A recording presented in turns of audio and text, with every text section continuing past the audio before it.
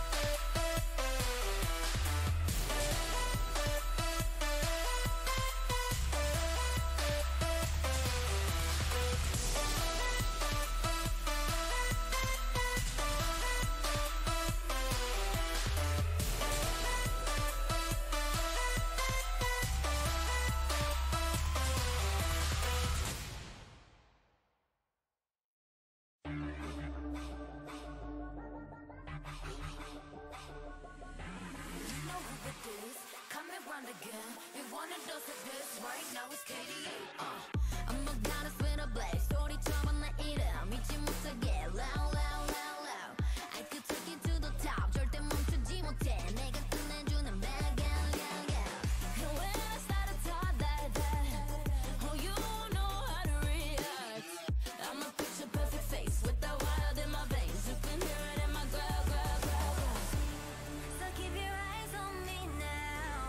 무엇을 보든 좋아할 거야. 다 할 수 없는 배분. 나와 되길 원한 늘 확신해.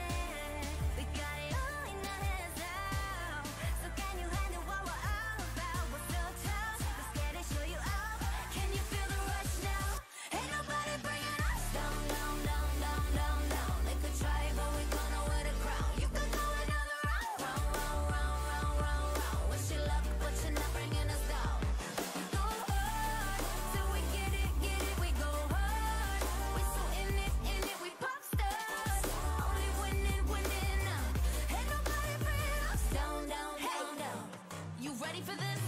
Let's go. See, 언제든지 내 모습 매직 단 한 번에 내가 잡아 절대 기죽지 않지. 펴펴 네가 뭘 알아. 견딜 수 없어 원해도 원하는 게 얼굴에 보여. I'm trouble and you running it. I'm so cold. When I move that way, you gon' be so blown. I'm the realest in the game. Said I'm on fire with the blade. You're about to hear my name, ringing in your head like whoa. So keep your eyes on me now.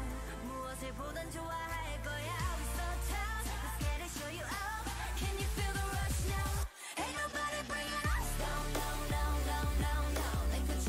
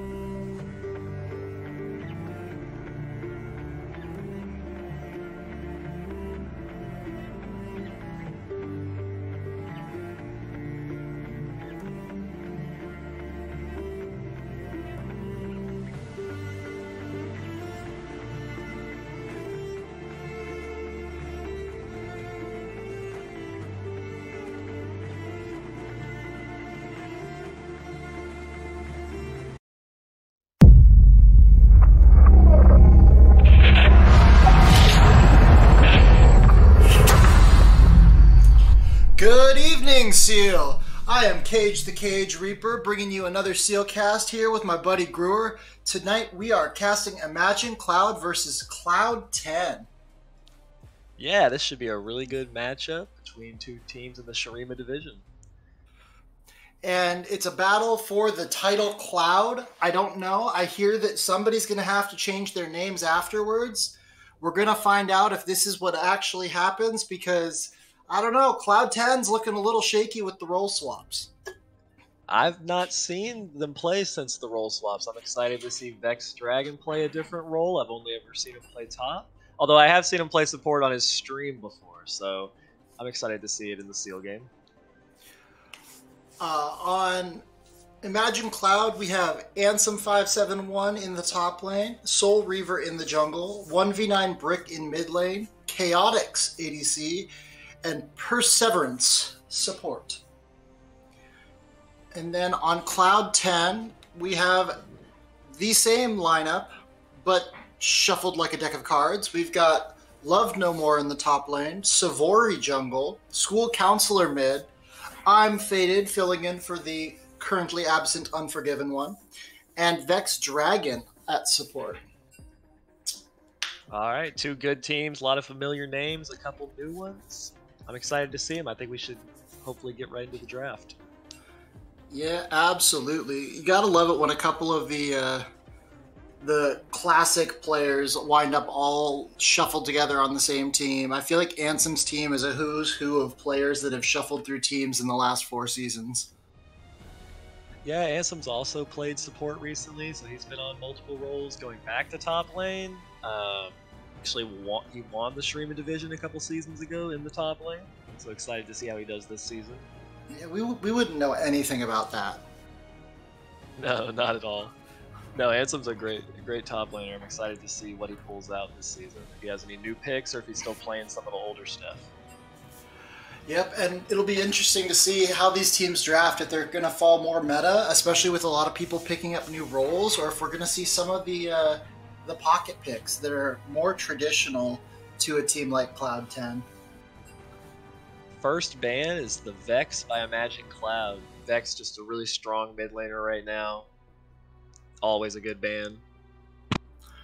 The Kennen ban, I'm a little questioning that one. That one to me seems like you should just let Ansem run into you with it, but maybe that's a targeted ban. Ansem has a lot of games on it. That's also potentially a targeted ban at Ansem. He has a decent amount of games on the Corki top lane, but it's also just a very strong mid lane pick. So they're just banning strong Yordles away. We're down 3 Yordles thus far, and 1 Raging Viking. Let's see what the third ban from him. Oh, the Sheriff.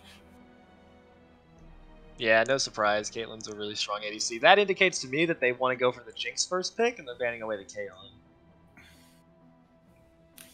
Yeah, I mean, what? There's kind of a top 2 and then a secondary 2 in the Caitlyn Jinx and then the Jhin Aphelios.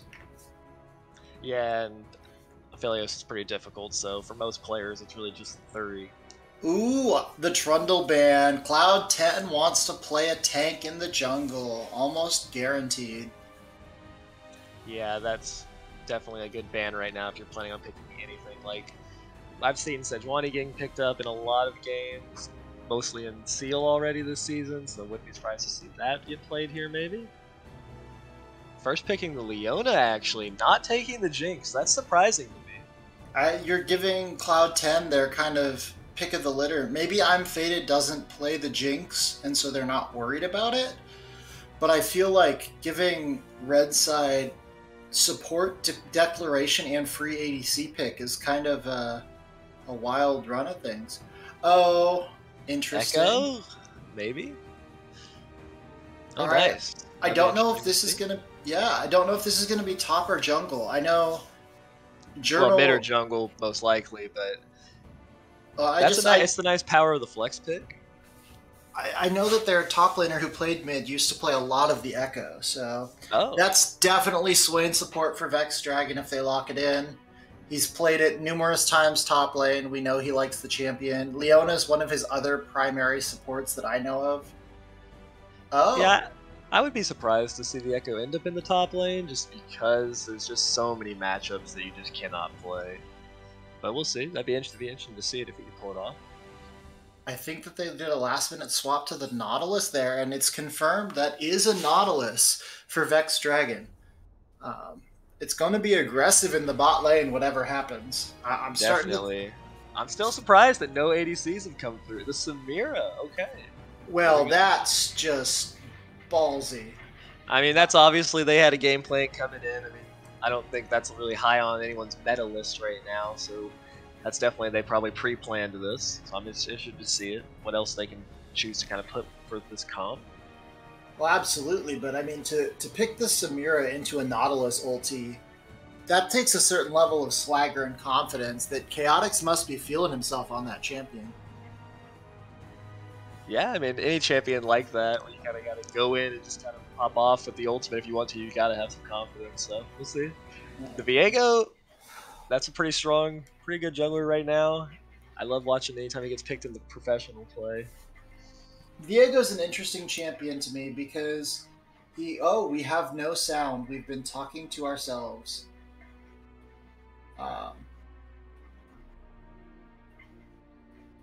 That's interesting. Never mind. We do have sound. Somebody's trolling us. Thank you, Squirrel. All right. Well, Viego's an interesting pick to me because it can be played in pretty much any of the 3 top lane roles right now and does decently well in all of them. Not excellent in any of them, but if it gets ahead, it can be a really oppressive champion. The Akali, you think it's going to be tank Akali top, or do you think it's going to be Akali mid with Echo jungle? I think that you really don't know just yet. Although, blind picking both of those characters is interesting. I mean, you don't know exactly where they're going, but there's pretty good counter picks to either of those characters if played in like mid lane. Cloud 10 really just selling out on banning Ansem's champions. And curiously, and there's the Victor ban to match the Corki. They do not want those 2 top meta champions in the game right now. What do you think Ansem will pick here? I mean, Shen is freakishly strong in the meta right now, and he has a Viego delivery system. And it's a strong champion of Ansem's. But I don't know if they're going to be looking for a tank up in the top lane. I know Akali, I think, does pretty well into tanks in the top lane, if that is a top Akali. Okay, the Xayah. Interesting. I like, you know, it's gives herself a chance to get away from the Viego and the Leon. I still am suspicious that Cloud 10 is holding their jungle pick for last. With that Trundle ban, they have not drafted a tank that would make sense for a Trundle ban. That's a good point. And there's the Ansem Shin. That's a classic. Yeah, you had to know that was coming. I honestly am surprised that they banned all of the other champions that are teamfight champions without banning the Shen. We've taken them to task with that champion with Ansem before, and I'm really surprised that Jinx just no presence in this draft at all. Oh, and the Twisted Fate. So it is going to be Viego jungle. That's kind of where he functions the best. With a Shen top and a Twisted Fate, imagine Cloud here heavily indexing into the map-wide mobility.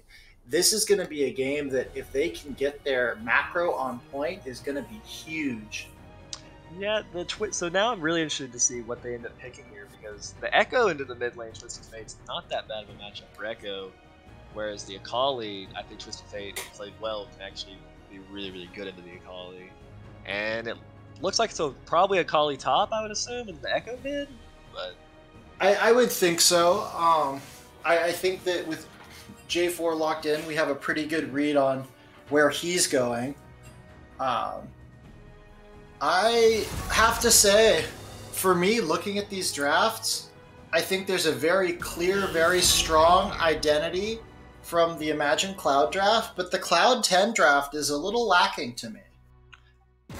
You know, I kind of agree. I think there's more of an identity maybe with the Imagine Cloud draft. You kind of have, you almost have a 1-3-1 angle. You have multiple global ultimates, and I think global ultimates on those characters is the only gained strength this season with the new teleport changes, because now, like, if Echo takes teleport mid lane, he can't TP bot lane to match the TF that ults down there at level 6. So you can't.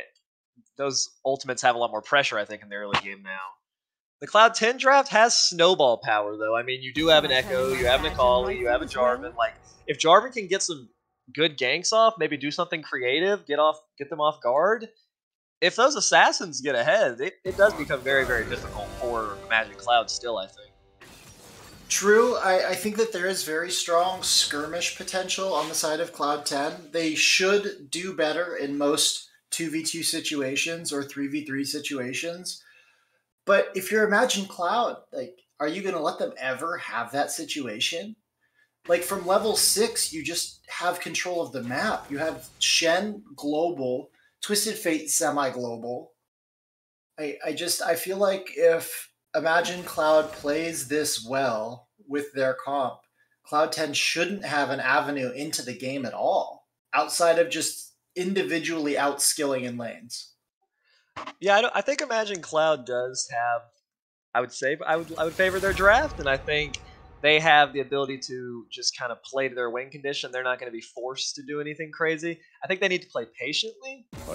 Like they need to. You're playing the Twisted Fate. You need to look for the plays, but you need to be patient and find the right plays. Because if you do only take good fights and only take correct plays, it becomes very hard for Akali to ever do anything if Twisted Fate is in a position to counter her with the gold card or even with the ultimate.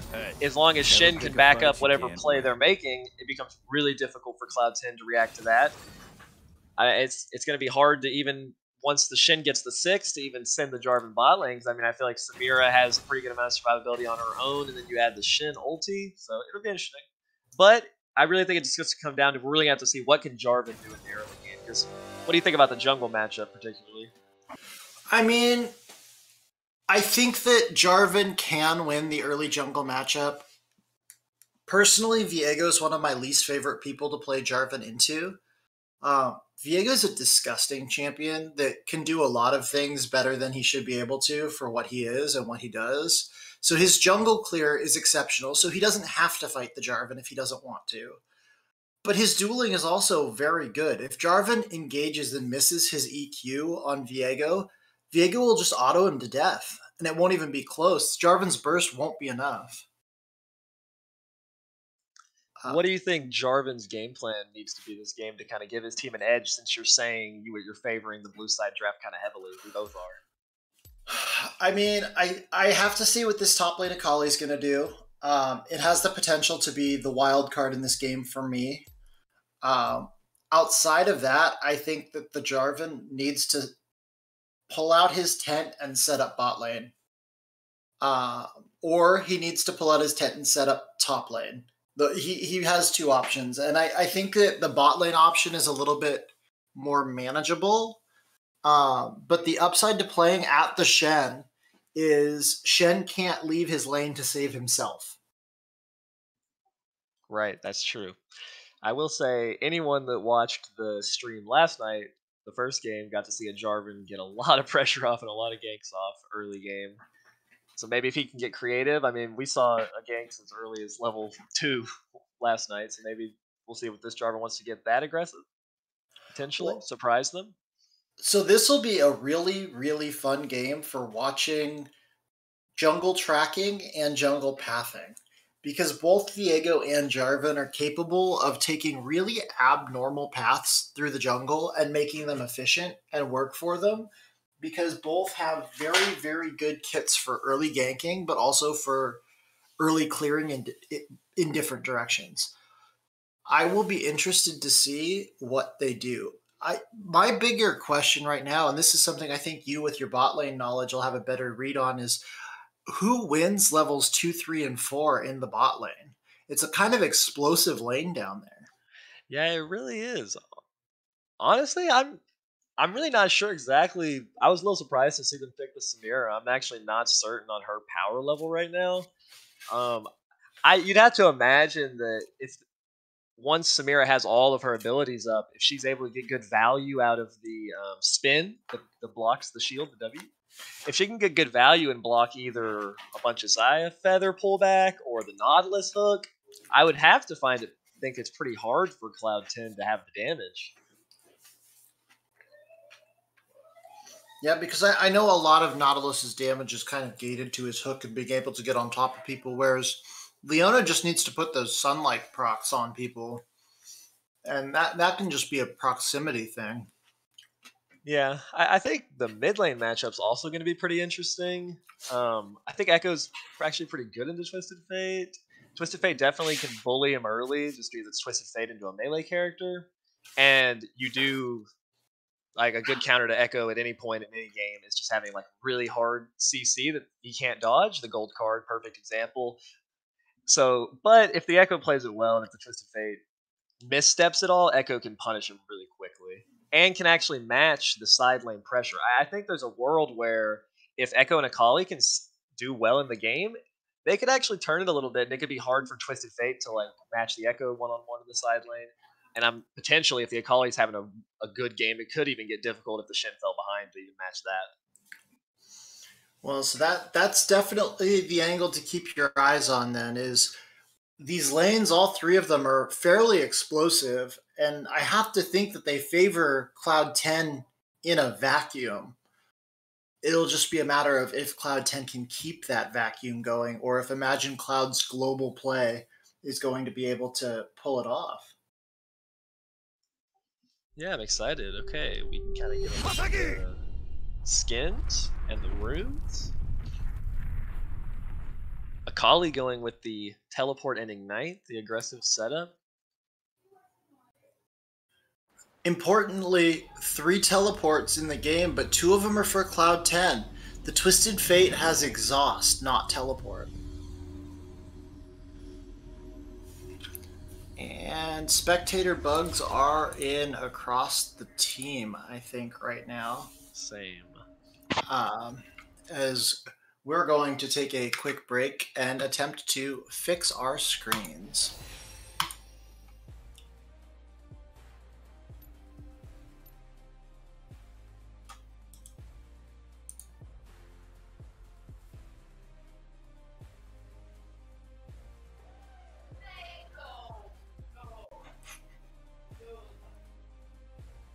Do you want us to pause and then try to count it in?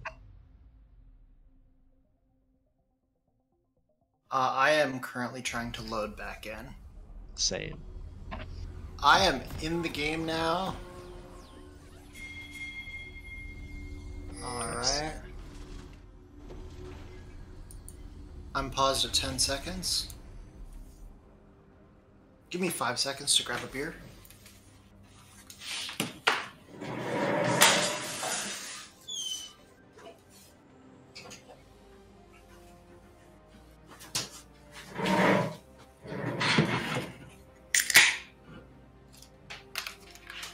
Alright, I'm ready to go when we're ready to count in. I'm ready as well.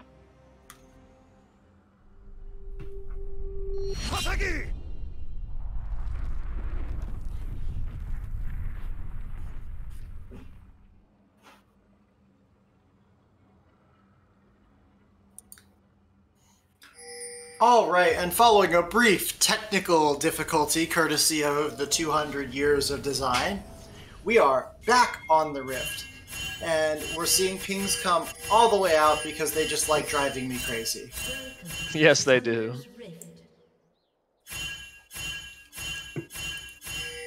But we see a matching, a little bit of a deep excursion here for Vision from the side of Cloud 10. Defensive ward potentially dropped. risky, but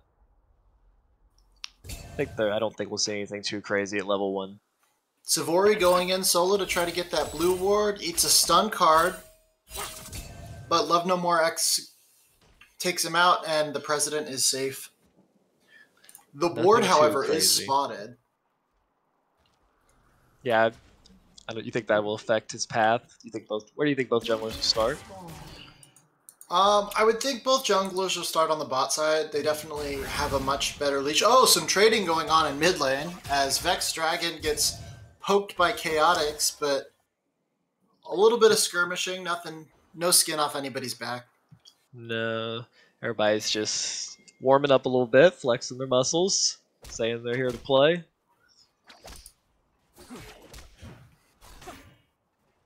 Both mid laners with corrupting potions start. Echo with the minion dematerializer, try to get some early push, maybe try to keep up with Twisted Fate, early try to shove. Does Twisted Fate not take minion dematerializer anymore?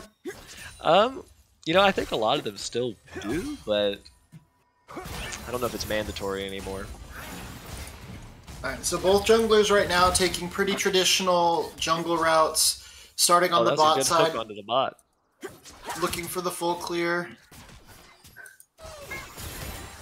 A little bit of solid trading in bot lane.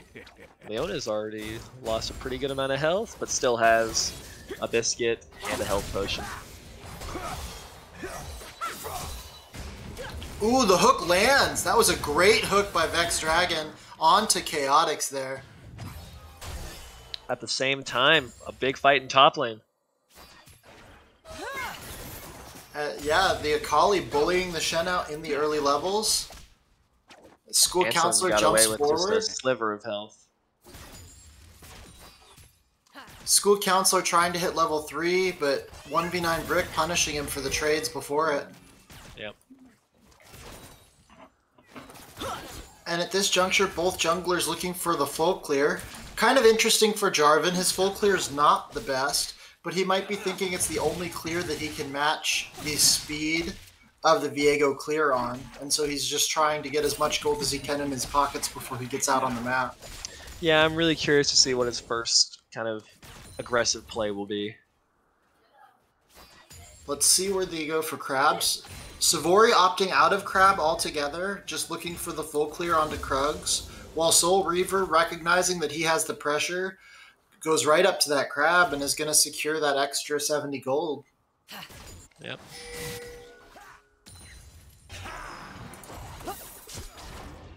Looking for a gank onto Love No More in the top lane.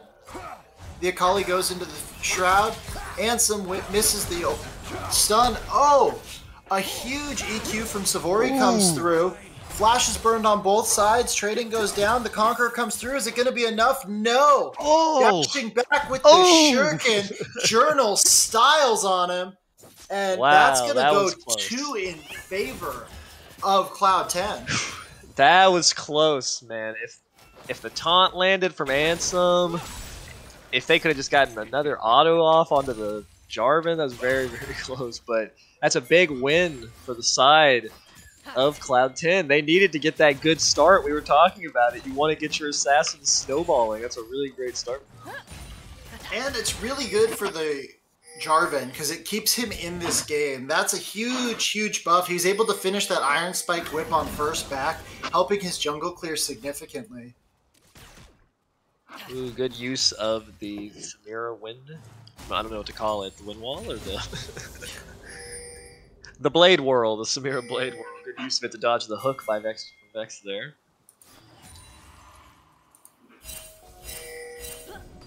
A little bit of gamesmanship here on the bot side of the map. Imagine Cloud looking for a play as Soul Reaver takes his second crab. But Sivori getting back on the map, looking for the play, goes forward. They're able to kill 1v9 Brick. He had Flash and Exhaust up. Oh, yeah. Yeah, I think that he may have thought he was going to get stunned by the Echo W, so maybe he...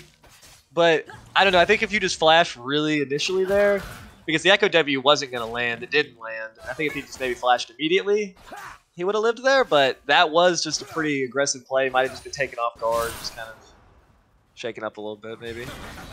And importantly, the Twisted Fate falls before hitting level 6. Yep, so he has Echo to walk back to lane. The Echo actually needs to be a little careful here fighting the Echo when the Echo has ultimate. But trying to keep the wave there for his Twisted Fate to not lose as much. The one thing about Twisted Fate, he did die there, and you'd have preferred not to. Sivori looking bot on the Jarvan. Vex hooks forward onto Chaotix. The hook lands. The Windwall comes out late trying to deny some damage from I'm Faded, but it's not going to be enough. Flashes away. Perseverance flashes for the follow-up kill, but you've got to imagine the Leona's going to fall here as well. And another 2 kills going over to Cloud10. Sivori 4-0-1 on this Jarvan in the early game.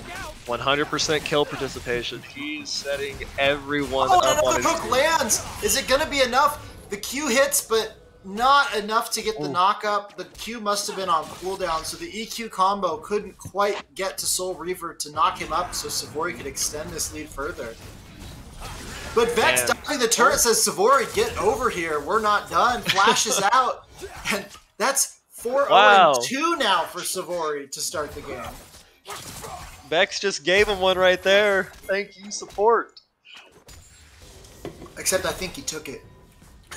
Oh, well, you know. You're showing him who's the boss at that point. But no, great start for Cloud10. A good top by Anthem top. Oh, but he falls anyways.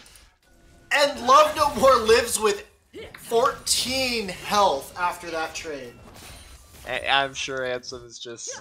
I know a lot of top players just hate playing into the Ignite. That's barely making the difference there.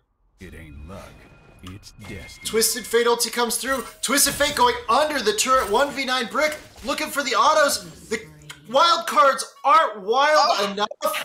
And the Shroud comes through from Akali, keeping her alive and denying the kill with the Twisted Fate ult under turret. That one hurts. That is unfortunate there. Once again, didn't really use maybe could have used the exhaust there just to slow him down to help you get the last hit, because I think he really only needed one more auto attack there. But this is starting to snowball a little bit out of control. Oh, the Shed ulti comes through finally. I'm Faded, caught out on the wrong side of the map. Chaotix manages to pick up a kill here. Ansem with the Shen are finally getting onto the map, finally level 6 and able to make a play. That's exactly, that's what their comp needed. They needed to get to this point of the game. You wanted to do it evenly, but they're not out of it. It's only a 2. Cone over by Savory and Vex onto Chaotix, but Chaotix flashes away. It's a good flash. Jarvan ulti comes through, however, and that's going to land on top of them. The Viego ulti to get out of the pit, but Viego's going to start resetting. Ooh. Got the Nautilus hook, lands. Savory tries to EQ through, but it's not going to be enough. Welcome the Leona to the comes Viego. Through. Leona picks up a huge shutdown, 700 gold. Not the person you wanted on necessarily, but it's going to be a big shutdown and the dragon over to the side of Imagine Cloud. Just as we thought it was getting out of control, Blue Team says our comp has come online. Good plays back to back there. Really impressive gold swing from the side of Imagine Cloud, managing to flip those 3 kills for 1 and the dragon, getting the gold back inside the 2,000 gap. You brought it up earlier, but I don't think we've noted it since the game started. It is looking like the tank Akali. When you're 3-0, I've personally not actually played with or against tank Akali yet, but I'm excited to see what he can do with it. A 3-0 Akali building damage, I know would be very scary. I think the tank Akali is supposed to exceed in splitting and just kind of churning out some damage. I haven't seen a whole lot of it. I know more of it theoretically than I've actually seen in practice. Mm-hmm.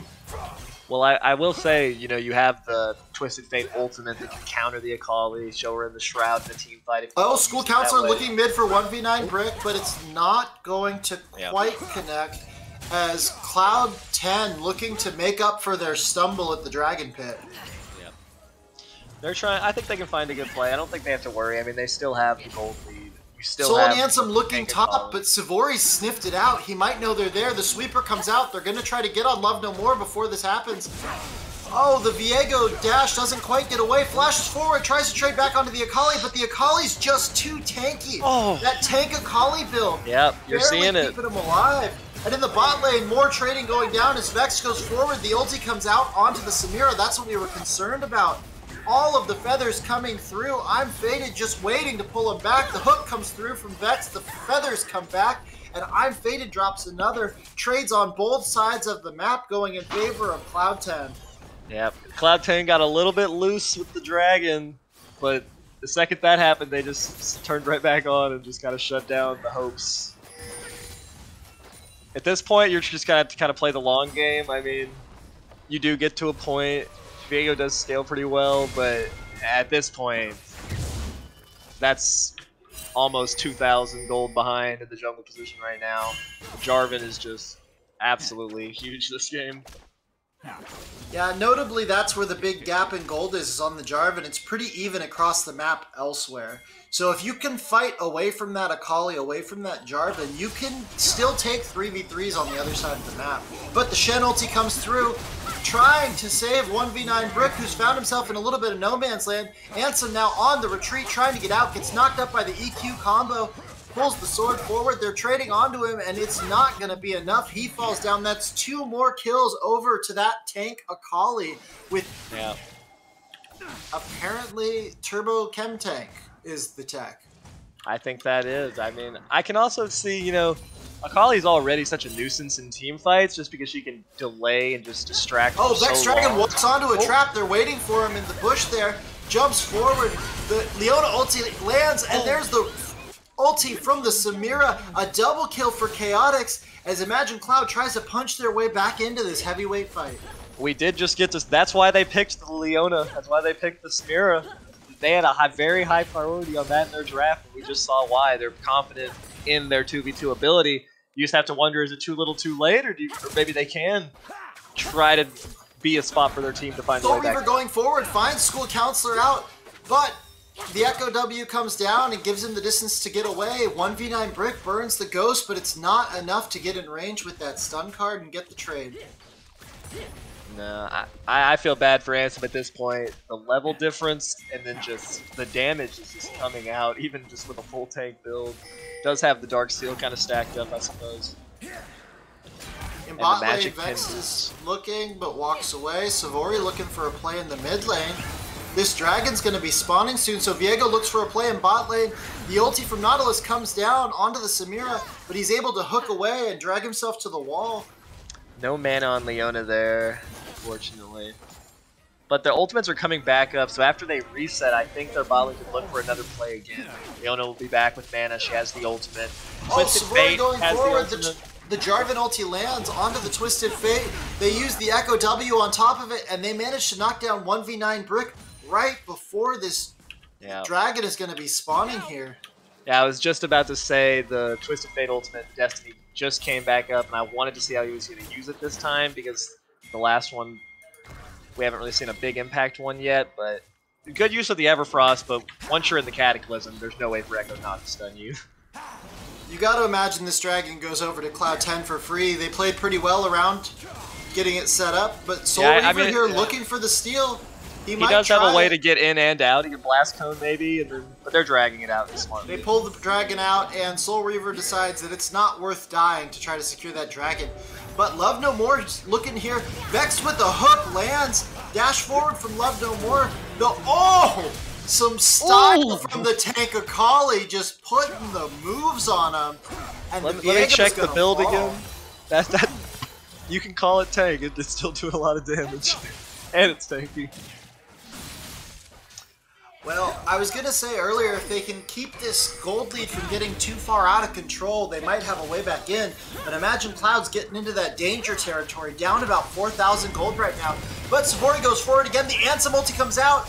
The ulti from the Twisted Fate comes out. They catch Savori overextending. That's another huge shutdown for the Twisted Fate, as Cloud 10 trying to force a dive when these globals are coming through from the side of Imagine Cloud. That was a good like an ultimate vibe Twisted Fate to kind of help the team out there. He's actually barely ahead, or he's Ansem even with Echo now. The Shen taunt lands onto Vex Dragon. He's gonna get caught. The Leona stuns him up. The ulti comes through from Samira, and 1v9 Brick picks up another one. Chaotix continuing to chase I'm Faded here. Under the turret, the flash away from the... He has healed. Oh! What a play by the Xayah to drag those feathers through after flashing away and getting under turret to pick up that trade kill. Yeah, you cannot forget about those. Oh, and he's went for the Eclipse build as well. So but the objective bounties are here. Ulti out from School Counselor. Falls to Soul Reaver anyway. The Viego damage is just more than he gives him credit for. No, that's not a 1v1 you can really take unless you're just landing ultimate for damage, landing the stun. At this point, Viego with the Divine Sunder, yeah, he just has the pretty easy 1v1 there. But Love No More under this turret, looking for something sneaky, waiting for the Viego, who walks into the bush. Find him here. Starts to clear, dashes over. There we go. It's gonna start. Is he gonna have? Oh, that's just Oh, the ulti comes through. The heal comes through from Chaotix. Are they going to get him? They manage to set him up. He manages to take down the Viego. Love No More on the run. Is he going to... He gets that proc off. Oh my goodness, the damage from the tank. He absolutely deletes the Samira. Under turret flash forward from 1v9 Brick. Another huge shutdown onto the Twisted Fate. Man. But that one's gotta hurt. They're lucky they got the shutdown. If Akali got to reset with like the 18 Magi stacks, I would start that was just going to be too much. Even still though. Looking down the gold list right now, a 2,000 gold lead for the Twisted Fate over the Echo, but 3 and 2,000 respectively in top and jungle in the favor of Cloud10. Bot lanes are about dead even. Yeah. Twisted Fate has received so much gold so quickly, all 3 of those kills accompanied with shutdowns. I mean, if anyone was going to stop the Akali, it's not going to be him by himself, but his gold card is going to be a critical piece to give them any kind of a chance against like the Fed Akali right now. EQ from Savory goes forward. The ulti comes out from the Jarvan. They've trapped Chaotix, but they're under the turret. Twisted Fate has ult. The ulti comes out from the Samira. Oh, a great body block. Great R2, but it's not going to be enough. He falls anyways, and that's a little bit of an overreach by Cloud10. Viego chasing down the Jarvan. Is he going to have enough damage? Not quite enough damage to clean up the Savory and to pick up an extra kill, but a 2-for-1 on a bit of a greedy play by Cloud10 brings this gold gap back to 2,000 gold. This is a scrappy game. I mean, both teams are fighting a lot. Cloud10's finding good aggressive plays, but then they're kind of just overstaying a little bit. They're getting punished, and I think they're getting punished because of the comp on the side of Imagine Cloud. I mean, it's just, you cannot mess up against the Shen, you cannot mess up against the Viego. If he gets a good reset, it can just really turn. And with the objective bounties up, the Viego here looking for this Rift Herald, worth the gold, even if you don't get a tower with it right now. And the Dragon's not far off in the future. They might be looking for something to try to get something going here. They might not be able to contest this Dragon in 30 seconds. Yep. I think they're going to have Ansem here, though. The Shen ultis to get out. Wait, as the Akali following flies across the map, the Shen taunt goes through, and that hurts. Love No More manages to pick Ansem up anyways. After an amazing spaghetti code interaction that drags the Akali across the map.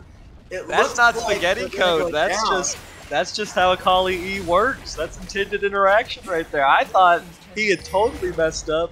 You know, if Twisted Fate had just used his ultimate there, they would have still been able to see her in the shroud. But that's just a miracle he got away anyway. Huge fight going down in mid lane as Vex Dragon hooks the Rift Herald out of its charge, denying the charge onto turret, and Savory comes through with the EQ 2v4ing to defend this mid turret. As Love No More now is trying to take the top turret, manages to drop it, and is trying to reset before they can find him. Yeah. Imagine Cloud10 did pick up the Dragon. You know, I've heard that, I believe Infernal Dragon's the weakest Dragon Soul? I think I've read that. Do you know that? I mean, I think that people say everything's the weakest Dragon Soul if it's the one that they don't like. I think that there's a strategic advantage to every Dragon Soul. Yeah, I think it would be good. I mean, you just give more damage to something like the Kali that's building kind of hybrid tank, hybrid damage, and you just add more burst in general. But I had just seen something, I think said it was potentially the lowest win rate maybe of all the souls. Possibly, but I think Soul in general still has a 75 to 80% win rate once you've acquired it. Oh, yeah, clearly. Yeah. Now, that's a bit of a skewed number, because to get that, you generally have to be ahead in the first place. Alright, our resident statistician says that it's an 80% win rate, and Infernal Soul is the worst. But you have to imagine for a damage-oriented team like Cloud10, you got to be feeling it. Notably, this gold gap has shrunk to 1,000 gold off of the back of all of these shutdowns. Yeah, Twisted Fate got a ton of the gold, and he put it all into full buying Azanias, which, I mean, I understand there are Fed members, but if, I mean, you're getting like the gold injection from your team to give y'all a chance, I feel like maybe you just have to go for a little more damage, but... Oh, trade goes through. The Nautilus ulti comes through. Flash away from Chaotix as the Shen ulti drops down. There's fights going down on both sides. The Xayah pulls back, but it's not going to be enough.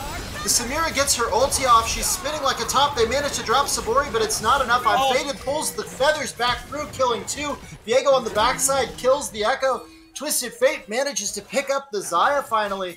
And this fight goes in favor of Imagine Cloud, 2 for 3, but the Akali's still up. She showed up. Oh. She's been found out by Soul Reaver. He jumps onto her as Ansem jumps forward onto Vex Dragon, but he gets deleted by Love No More coming back.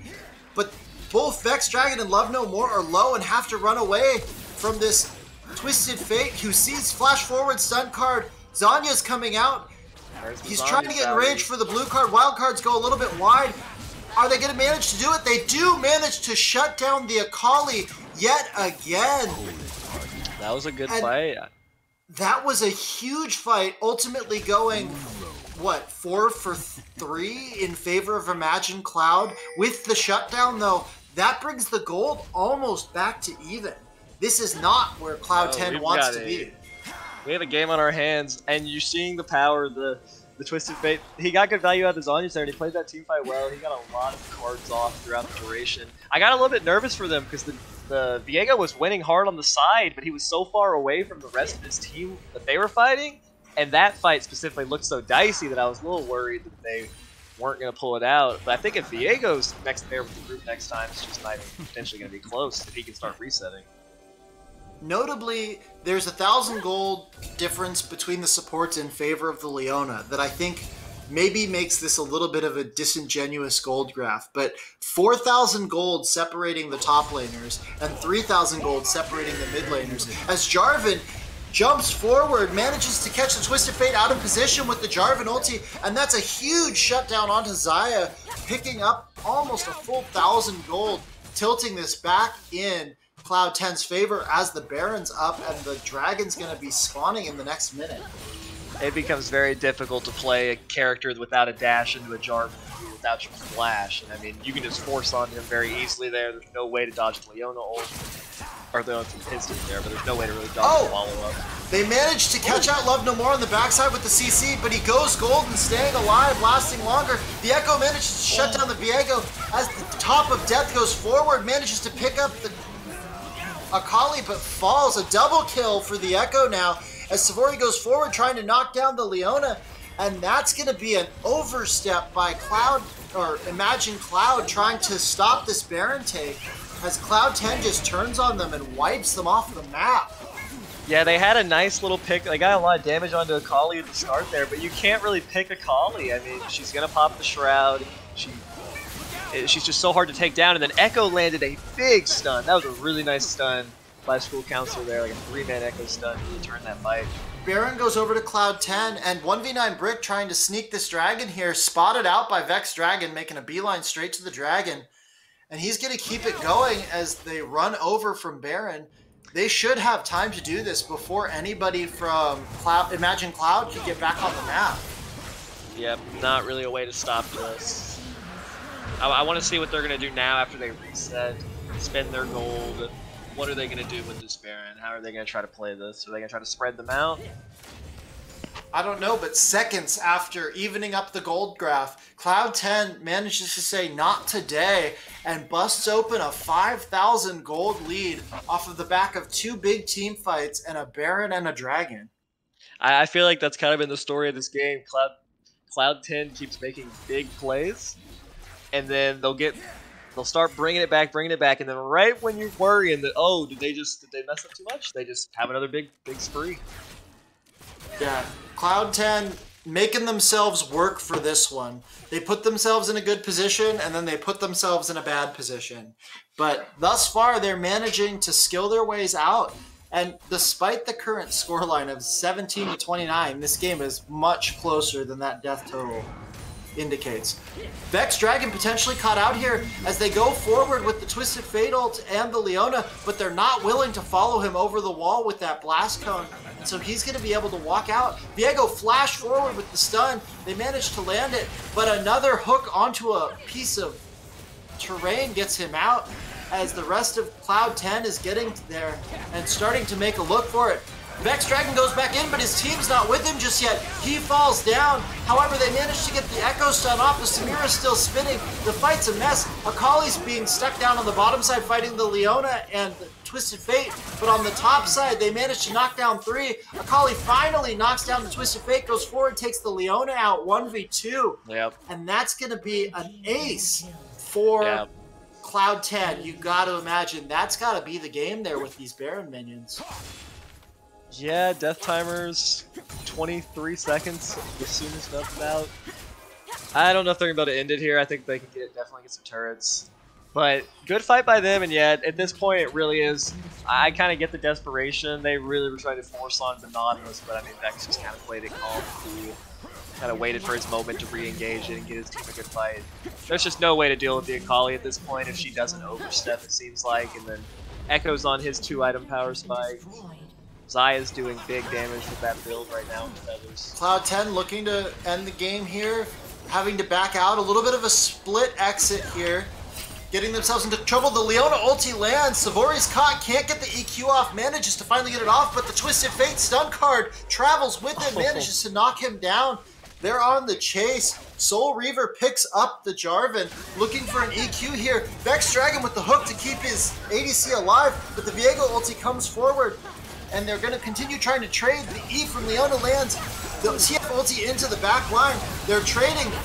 I'm Faded has to get zoned out. They managed to get the shutdown for the Samira onto the Akali. They're continuing to trade as School Counselor uses the Echo ulti, but he's not able to hit the Samira, and he's just near there.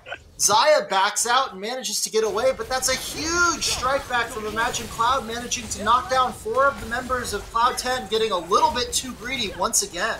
Every time I think it's done, it's not. Both teams just keep finding ways to just stay in it and find good plays. 2 up to defend the base. Is this going to be the game? I mean, you take it pretty fast. They managed to knock the Xayah down. 1v9 Brick goes golden. Savori's managing to hold out. Soul Reaver goes down. Savori takes out 1v9 Brick. A huge play by the Jarvan, saying, "This is my kingdom." Going absolutely man mode defending the Nexus. They saw the Xayah. They said pile on the AD, but Savori had other plans there. Good hold by him. Keeping his team in it. They're not done yet. TP by top by the Akali to apply some pressure before this dragon comes up in a minute. At this point, you have to fight for the soul, but if you don't defend your base... But if anyone can kind of match this situation, it's Shen, because he can get over there as quick as he needs to be. TP up on the Echo, TP up on both of the solo laners from Imagine Cloud. Dragon spawning in 34 seconds. Everybody should be up for this fight. This could be a huge fight to determine the outcome of the game. Yeah, you think if Cloud 10 gets the Infernal Dragon, at that point, it's just the damage will be too much in the team fights. Imagine Cloud late getting over to this dragon. The Akali's able to get into a flank position, and they're having to pull back. This means the dragon's going to spawn for Cloud 10 without anybody in position for it. The Viego's trying to get over there by himself, but the rest of his team is chasing down the Akali. They do manage to kill the Akali, but at what cost? Shen teleports to try to get to the oh, well, they managed to catch the Akali out, but at what cost? Viego goes forward trying to steal the dragon, and the Shen ulti comes through trying to make a play for it, but they're not able to secure the dragon. The Jarvan once again being sure on that smite. That's Infernal Soul over to Cloud 10. Yep, and they're just not even trying to give them anything here, but that turret's gonna go down. Oh, and a huge fight as the turret falls. Imagine Cloud caught trying to defend the suicide turret as Savori tries to catch 1v9 Brick, but he can't quite. Goes forward anyways. They managed to get 2 kills for the Xayah. That's 3 kills for the Xayah. This looks like, after all of the counterpunching and overstepping by Cloud 10, they finally managed to wrangle the game in. Yep, I think they're just going to go for the end here. No teammates for 30 seconds. Echo manages to knock down Ansem, and Savori manages to knock down the Viego. This is going to be the game in favor of Cloud 10, and oh boy, what a bloodbath. This was a fun one. got to see some interesting builds as well. I think though, I really enjoyed seeing the tank kind of. I don't know if I can name one tank item. The weird Akali build. I really enjoyed getting to see that. I had not seen that before. But I think my MVP has to go to Savory. We were worried about their draft a little bit pregame, and then he just got his team on a roll. At one point, I think he had 5 or 6 KP. He'd gotten every laner a killer and assist. He was like 4-0, and just he also ended the game tied for the least deaths on his team, least deaths in the game, as the Jarvan. So I mean, I'm just really well clean game by him. I have to give honorable mention over to Love No More in the top lane on the Akali, but no, absolutely. Savory was a force to be reckoned with in this game. And at the one moment when it looked like Imagine Cloud might have snatched victory back from the jaws of defeat, he goes absolutely man mode under the turret. I'm Fated gets deleted, but he manages to pull out the defense, getting a triple kill to save the game. Yeah, can't ignore that. Now, looking over for an ace. Ooh. There were a lot of good plays to try to get them back in the game, but my ace has to go over to Perseverance on this Leona. I think that a lot of the picks that they were able to make and a lot of the counter punches that landed fell solely on that Leona's engage. Yeah, I think it was a team effort to try to kind of get themselves back in it, but Leona did find a pretty high amount of multiple stuns with the ultimate, it seemed like. And even after the pretty rough start, they found 2v2 kills in the bot lane, I believe, too, with the Leona and the Samira. So gave their team kind of an angle to try to play through, but the game just got out of control too fast. Absolutely. All right, if you're Imagine Cloud, what are you changing up for next game? Honestly, I still liked their draft. I think you could if maybe change the mid. I mean, by the end of the game, he seemed pretty. The Twisted Fate was all right, but he didn't seem super comfortable in the early game. Maybe change that pickup, but I think if you draft a similar comp, you just have to play it slower. I mean, we saw as soon as Ansem got the 6 on Shen, he made a good play and they counterpunched bot lane, but just there were so many deaths before. By the time we even got there, I think you just had to try to play a slower game. So maybe you ban the Jarvan, honestly, because Jarvan can always accelerate the game. So that's my next question. If you're going to ban 1 or 2 champions away from Cloud 10, what are the 1 or 2 champions that you have to ban away after this game? I mean, personally, I would not want to play into that Akali build again, but I mean, I do think Akali is. I mean, I think she can be manageable if you don't let her snowball. I think the Jarvan is just more of a playstyle thing. If you're saying we maybe wanted to go a little slower, you ban the Jarvan. But I'm excited to see what both teams kind of bring to the next draft and how they adapt since we'll be on the other sides. Absolutely. We're going to take a short break here while the teams get their stuff in order for the next draft. And we'll be back with Game 2 between Imagine Cloud and Cloud 10.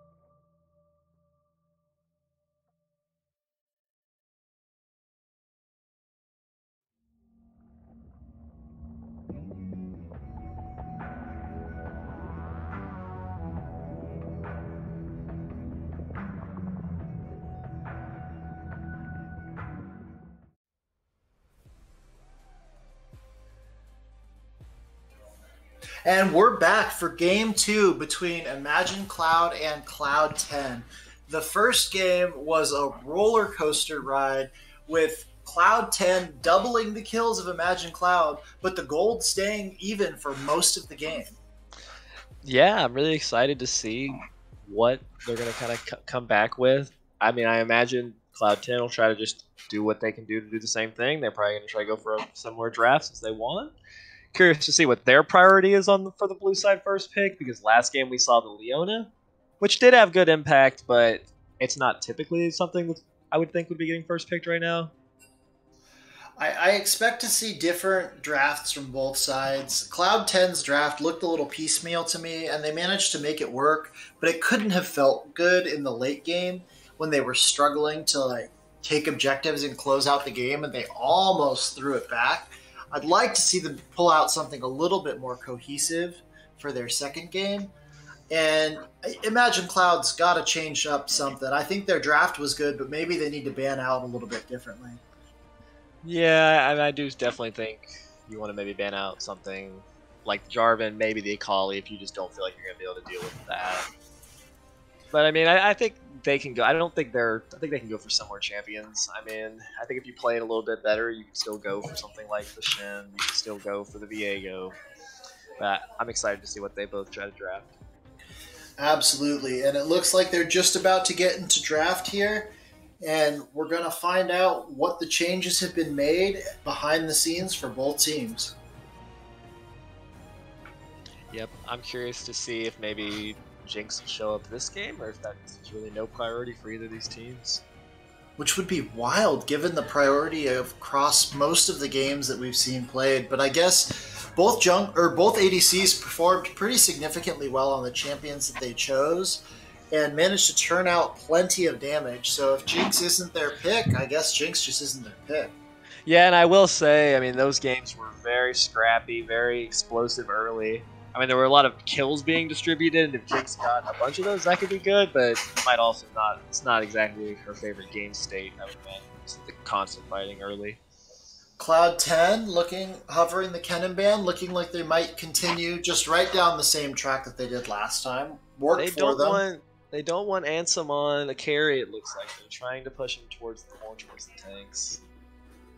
I mean, we've seen Ansem on some of the team fight carries before, and it can be pretty problematic. The Vex ban comes through. I've got to imagine that that's a target ban against School Counselor, and the champion's so strong right now that it's a pretty safe ban in any game. Yeah, it's just a good ban. I'm curious to see if they'll just ban Ansem and whoever, maybe the mid laner's Corki away again. And then they'll also follow with the Trundle ban, because lots of times if a team wins, they might be trying to see if Imagine Cloud is going to ban the Corki, and if not, maybe Cloud 10 will just actually pick it away. That would be something I would like to see. Pick a really strong pick like the Corki, first pick, and just kind of give your team an identity that you can play around. Play around the Corki, play around the package. Absolutely. That would be something that would help Cloud 10, I think, a little bit. But both teams so far running back the same bans. Kind of interesting to see what this different third ban will be on Cloud 10's side.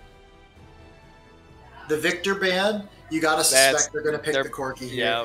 Yeah, you're daring them to ban the Corki now. And if they do ban it, they're just giving them Caitlyn. And now you're picking Corki or Caitlyn, and I have to think you give Caitlyn over Corki? But we'll see. I'm not sure. A good little bit of gamesmanship here from Cloud 10, identifying that Imagine Cloud didn't value the Caitlyn enough to be willing to trade Corki for Caitlyn. But the Akali first pick coming through, Love No More looking to just run it back and try to shove that one down.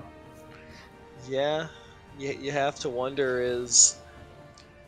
Corki's definitely, I would say, better than Akali right now, but the Akali was doing a lot last game. But they just prefer to ban the meta. I mean, you can't really go wrong banning the super strong meta picks.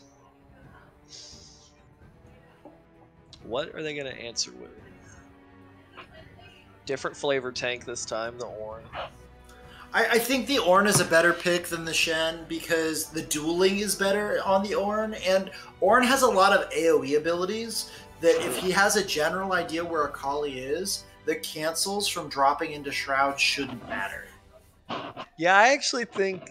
I'm curious. I'd like to see what Ansem can do with that. 'Cause I think you're right. I think there's actually going to be opportunity potentially for him to kind of Oh boy. be the aggressor. Oh, and the wreck side. The Void Burrowing Queen shows her face. I hate this champion. Um, Rek'Sai is a very interesting champion. She doesn't see a whole lot of play, but when she does see play, her win rates are extremely high because of how incredibly hard she can snowball the early game. Cloud 10 with the run back right now. It's looking like, are they just going to grab Jarvan again? I don't know. We'll see. But imagine Cloud, on the other hand, saying, no, I'm not going to play the Viego again. I'm not going to just try to farm. I'm going to be the aggressor. He's going to be looking for the aggressive plays. Yeah, it's kind of wild to me. Cloud 10 looking to run back, and they're swapping out for the Amumu. Oh, if you could pick Silas right now for the mid lane on red side, that would be so good, stealing all these ultimates. That's The my Akali immediate ulti, first thought. Echo But ulti, the Amumu ulti, and there it is. they hear you loud and Yeah. clear, Groomer. They said, what? Silas, steal the ultis? Yes, sir. Yeah, you just gave yourself a good matchup into the Echo. It's a really good ultimate to steal. The Akali ultimate is really good to steal. Then the Amumu ultimate's one of the best, I would have to say, in the whole game to steal for Silas if used well. So already the team fight's looking a lot better for Imagine Cloud this time. I think if they can pull it off a little bit easier. Imagine Cloud has the first pick in the second phase and bans the Leona. They must not want it into this comp, but they also don't want Cloud 10 to be able to have it. You know, it might be they're planning on actually last picking. I'd imagine they're gonna last pick for support, so they don't want to blind pick the Leona, but they also don't want to give it to Cloud 10, so they're just gonna ban it out. So the real question to me is, what are you looking for if you're Imagine Cloud here? You've got an aggressive play, like bot or top side of the map cooking, but you're banning out the most aggressive supports. 4 supports fall to the ban hammer in this rotation. Yeah. Cloud 10 trying to force an early support pick. And I think you can kind of see what each of them want. Cloud 10's banning out the kind of the backline, the buff, the enchanter, the Zillion, getting rid of that, and Imagine Cloud's banning out the engage. I could see a Vayne Lulu potentially. Well, yeah, Janna is strong right now. Janna could be potentially good here, if just especially well. against the 2 assassins and an Amumu. But Yeah. I gotta wonder if you'll see the Lulu just because of the insane Lulu, synergy with Silas and Vayne. Yeah, I think the Lulu might just be superior. I'm curious to see what Cloud 10's going to go with, because whenever you're picking after a Silas, you kind of have to keep in the back of your mind they don't want to give him too good of an ultimate. Oh, the Senna pick comes through. This was banned last game, Ooh, and it'll be interesting to see what happens here, because Cloud 10 is a full AP team comp otherwise, and the Ornn's going to be real beefy to get through. Curious to see if this is going to be a farming Senna, support Senna. I guess we'll find out right here. Yeah. They picked the Senna late, so we're going to find out sooner rather than later. Soraka. Okay. That's a lot of healing in the bot lane. My knee-jerk reaction is Cloud 10 has way over-indexed into one damage type, and if the Senna gets behind in any way, shape, or form, Imagine Cloud has a really, really good opportunity here to just have Ornn build magic resist and be borderline unkillable. The tank Akali won't do enough damage. The Echo won't do enough damage. The spicy Blitzcrank hover to counter the Soraka and Senna. Imagine everybody was thinking Cloud Lulu. going Everybody was thinking Enchanter. absolutely banger with it. I guess the Blitzcrank, if you hook E, Vayne can tumble and push them any direction after that hook hits. And you can really, really hard displace somebody or even pull them into a wall and stun them and knock them up after the pull. Yeah, I mean, that's really good gank setup for a Rek'Sai that can come through. I mean, last game we saw Savory taking over early game on the Jarvan for Cloud 10, being the aggressor. Now he's on the Amumu. It had switched.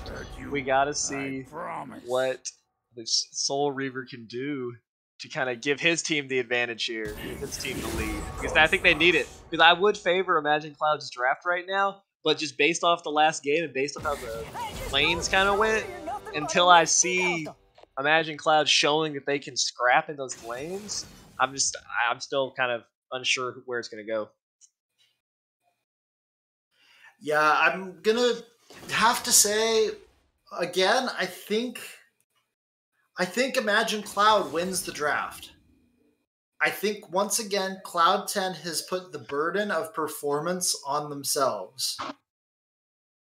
But the last time they did this, they managed to pull it off. Yeah. So I can't count them out as readily as I did in game one. No, I'm excited too to see. Last game we saw the Vexed Dragon on the Engage. This time he's playing with Soraka. I'm curious to see how that's going to go. Because, I mean, if the Soraka is able to not get gone on, there's a lot to dodge. But if she's able to not just get picked off, it becomes kind of difficult to get these kills. Yeah, it's going to be a little bit wild in the bot lane after the last game where the bot lane had two champions that just want to go in. Now you have a champion that wants to hide and heal and a champion that's goal is to pull things at it. Yeah. Notably, sorry, go ahead. I was going to say, notably, not a whole lot of shields for the Blitzcrank ulti to break, but that silence can be pretty devastating to a champion like Echo or Akali that needs to try to get away after getting caught.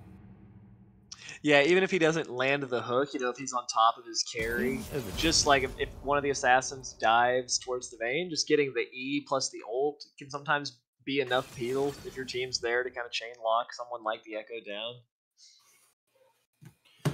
Also potentially concerning, and we haven't really talked about it, is if Vexed plays those Soraka silence puddles well, this is going to be a very difficult game for the Rek'Sai, the Sylas, and the Vayne. Yeah, I mean, even the Ornn potentially, depending on how close he is when he's casting his ultimate. And it's looking like the Senna is I'm Fated's second highest picked champion after the Xayah, featuring a slightly higher win rate recently. So this is a big comfort pick for him. But notably, Vex doesn't have any games on the Soraka in the last 140 played. Oh dang. Maybe he's. I'm sure he's played it before. He's been playing a long time. But yeah, no, I think there is some skill expressions in Soraka's kit with the E. I mean, if you can really, it can completely just screw over all the champions you named on the side of Imagine Cloud. I mean, even the Blitzcrank can kind of throw him off if he's just kind of trying to get in a position for a hook running at you. So if they can use it well, but if you misstep one time, if you get hooked that one time, you die, you blow your flash, and then the camp just starts coming in, it could become very difficult. Yeah, I'm a little bit concerned for the side of Imagine Cloud, depending on how they pick their fights and how the Blitzcrank hooks go. Mm-hmm. The God hand of the Blitzcrank is going to dictate most of this game. Yeah, I'm excited to see as well. Are we going to get kind of a spicy invade? Blitzcrank is always sometimes looking for that invade at level 1. Oh, I mean, you have to imagine with an Ornn, a Rek'Sai, a Sylas, and a Blitzcrank, and even a Vayne Condemn, if you're feeling really spicy about it, they've got to look for something, right? Yeah, I think after last game, you want to get yourself any kind of advantage, any kind of edge you can. And I mean, potentially, they don't even have to just look for a simple invade. I mean, I think there's a world where you can kind of bully these characters out of their own jungle. If you wanted to get really aggressive about it, I think you're actually spot on. The level 1 from Amumu's not good. The level 1 from Echo's not very good. Senna's is all right, but Soraka either has to heal, slow, or silence, and that's not necessarily what she wants to take long term. Right. It's definitely an angle here where if they're feeling it, Imagine Cloud could do a long invade and push Sivori out of his jungle on the Amumu and really cause some havoc. Yeah, man, I'm really excited to see what they're gonna do here. All of the ability to make plays early on is in the hands of Imagine Cloud. But by the same token, the burden of early aggression is on them because across the map, you have an Amumu that is going to just scale into an unkillable monster, a Senna that's going to scale until it outranges you by so far that you get two shot across the map. I mean, they do have Vayne. Is he ever really unkillable? But the Senna, if the Senna, this game goes too long. Based off how last game went, I don't think we have to worry about games going too long. I think these guys are just going to keep fighting it out. I mean, I would hope not, but that last game ran a good 10 minutes longer than it had to. Yeah, I mean that's true. But I don't think we're going to get to the crazy Senna territory. But we'll see. I like what Cloud 10 did here about picking themselves a little bit more of a contingency plan. Mm-hmm. They have a way out of this game if they blow the execution early. They can still get to a point where Akali maybe falls off, but so does Rek'Sai. And then the rest of it is just about the difference between eating a Blitzcrank hook to the face versus healing up damage. Yeah, I mean, there's definitely, I think there's good scaling on most of these characters outside of maybe like the Rek'Sai and stuff. But I'm excited to see. I think Ansem has to do a better job this game. Like just in the early game, the Akali, and that wasn't completely like his fault in the 1v1, but the Akali definitely cannot snowball like she did last game. And even she's showing more respect in this game. No taking the flash over the ignite this time. Yeah, I think that Love No More realizes just how much trouble he got his team in, giving up multiple 600 to 1,000 gold deaths was a really big part of getting Imagine Cloud back into that last game. And the Flash gives him just a little bit more ability to stay alive. Yeah. And the early pause coming through just to troll everybody involved.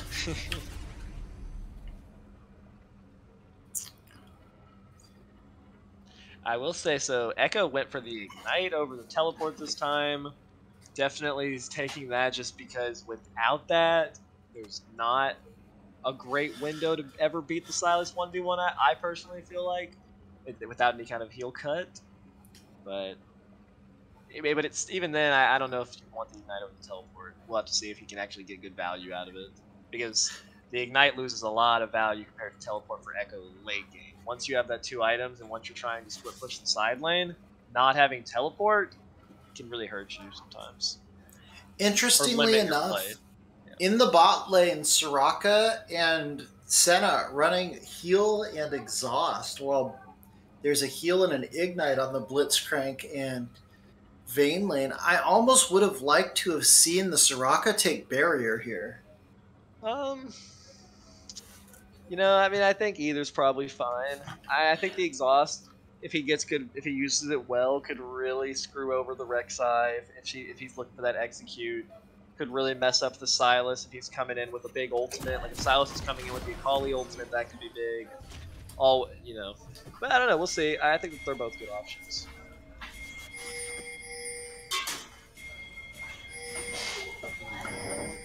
And 20 seconds into the game, pings are coming out. They are looking for a play on the side of Imagine Cloud. We knew they were going to try to do something spicy. And here they are as we freeze.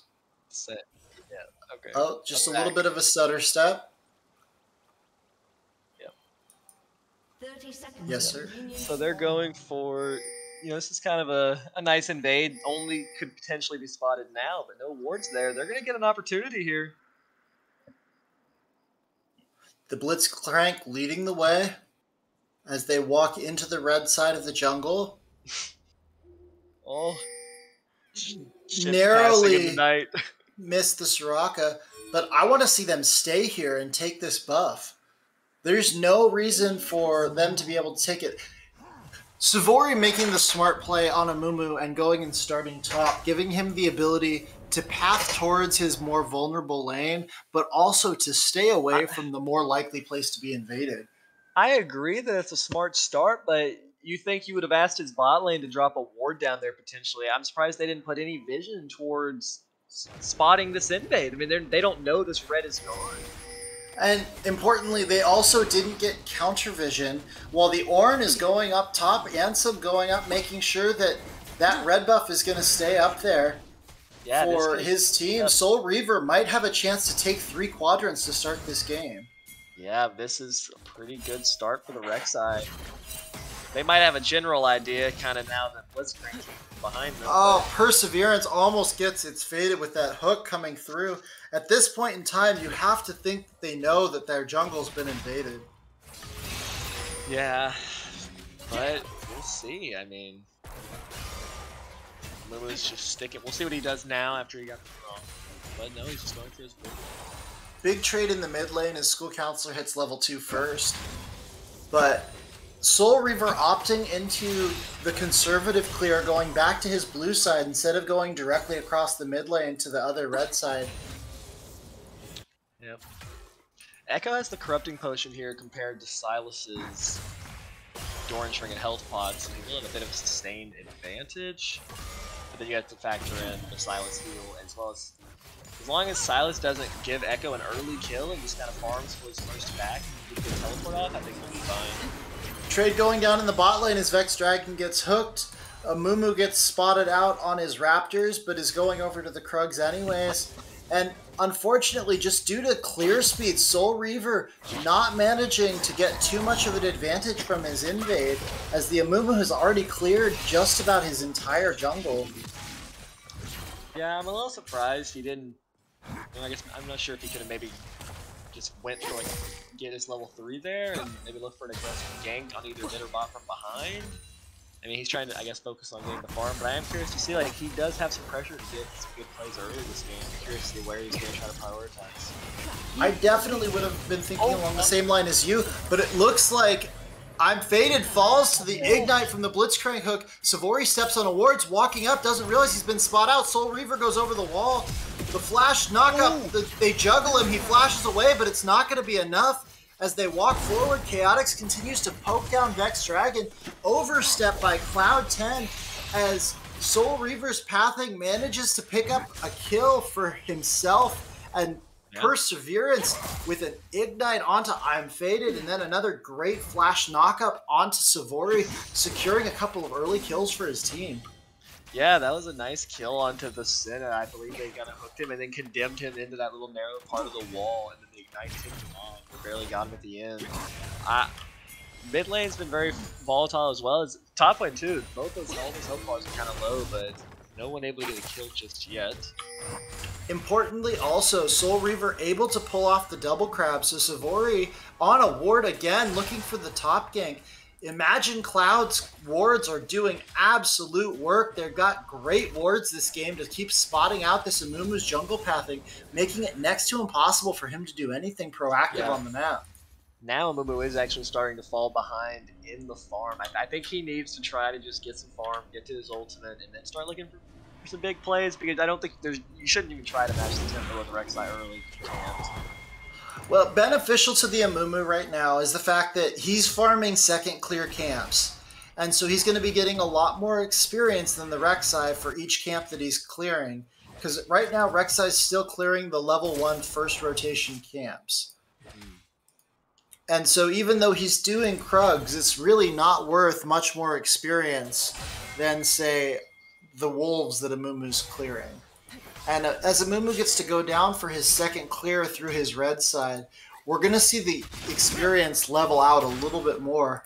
And both junglers should be about level 5 before the next play.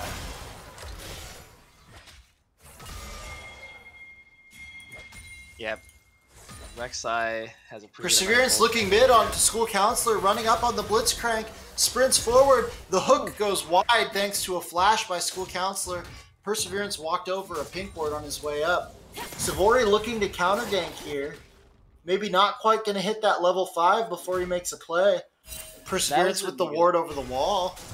Yep, that was a good gank. Now Echo's going to be forced to play quite a bit safer. He has to respect the Rek'Sai a lot now that he doesn't have Flash. And the value of the TP coming through for 1v9 Brick, as with a little bit of pressure from the Blitzcrank, he's actually able to hit level 6 before School Counselor. Goes forward to trade onto him, but isn't quite able to get the second park of his E to land. Yep, not quite. But I mean, you're very happy if you're Imagine Cloud this game, starting off way better than you did last game. Oh, absolutely. Imagine Cloud saw that the last game started off a little bit rough for them, and they came back with a very strong early game. Both junglers level 5 here because of the nature of the inhibition put on by School Counselor, but trading going forward as 1v9 Brick jumps forward onto School Counselor. He's got the Echo ulti to jump back. Soul Reaver comes in, and that's going to be School Counselor falling down. A third kill over to the side of Imagine Cloud as their early game gets off the ground much better this time around. Yep, exactly what I was talking about. Once you lose the Flash in a matchup like this, you really can't be out from under your turret or the Rek'Sai is going to punish. It's getting a little bit violent in here, but Soul Reaver hits level 6 off of that push and that gank. Looking for Savory, knows that red buff's up, manages to get the kill onto Savory as well. School Counselor trying to come through to defend the red buff, but Soul Reaver is able to just slide his way out. Isn't willing to give up this red buff, is greeting a little bit for it because he's got his bot lane in the jungle with him defending this red buff. The real question here is, good guy or scumbag Soul Reaver? Hey, they good guy Soul Reaver gives that red buff over to his ADC. Couldn't be me. Could not be you. Ooh, a great root from the Zeta lands, denying the counter engage by Perseverance and Chaotix over the wall.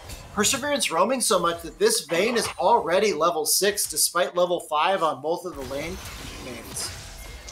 Yeah, this game's looking a lot better for the side of Imagine Cloud. I mean, the Akali's going for the same build, it looks like, but without all the kills and without rushing that build so fast, I feel like rushing this first tank item not going to have the same carry potential yet.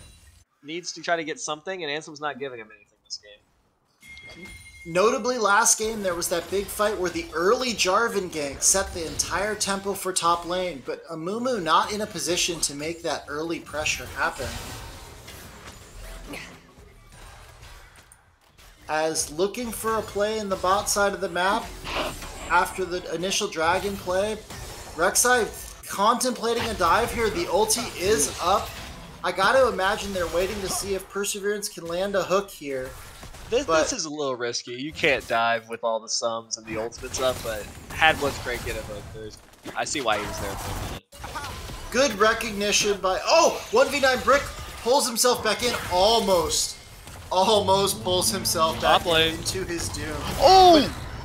But in the top lane, Ansem smacking the Akali, manages to get the knockup. No. Oh, the Senna ulti comes through. That's so just barely keeping Love No More alive. But this is what we were talking about, where the Orange skirmishes and trades and has a much better lane presence than the Shen, and it doesn't require him to see his opponent to land his damage. No, that was, yeah, we saw why he definitely went for the Orange this time around. But that showed the power of the global ults right there. Love No More definitely was dead there in an isolated 1v1, or even the 1v2. Even with Soraka ult, he was still going to go down, but the Senna ult was just too much. So 2 ultimates spent, though, to keep that alive. And you got to imagine that if a big objective comes up and those aren't down, or they look for a big play, and here he is starting up the Rift Herald, Soul Reaver, realizing that a team fight right now is only going to be in his favor. Yep, this is smart. Silas has the Amumu ultimate right now. He only has it for about half the time left, half the duration, but the threat of that, I think, there's no way you can even try to contest the Rift Herald. But Love No More looking, he's got a sixth sense about this, thinking about it, but Soul Reaver smites it and says, walk away, Renee. A hook. And a flash away from Vex Dragon burning down.